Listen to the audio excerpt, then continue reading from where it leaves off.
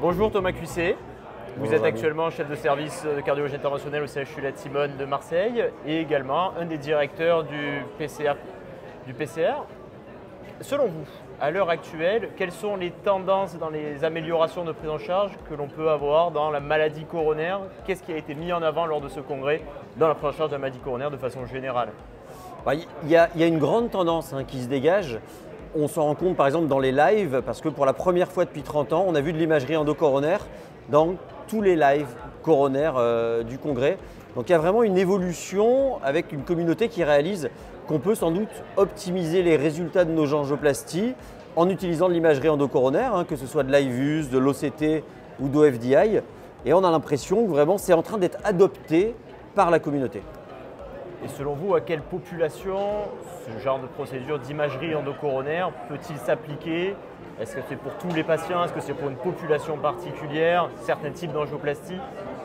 Alors, ce que ça va devenir dans le futur, c'est compliqué de le savoir. Aujourd'hui, il y a quand même encore des barrières. C'est le coût de la procédure qui n'est pas remboursé et le temps aussi. Donc finalement, on se rend compte que les gens utilisent, on va dire, de l'imagerie endocoronaire dans le syndrome coronarien aigu, parfois, pour comprendre un petit peu le mécanisme.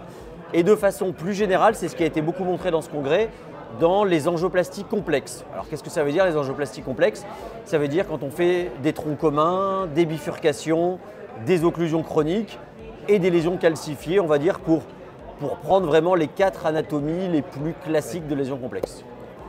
Et quelles sont les innovations à venir justement sur ces modalités d'imagerie qui semblent être prometteuses? Est-ce qu'il y a des progrès en cours? Bien sûr, je pense qu'il va y avoir…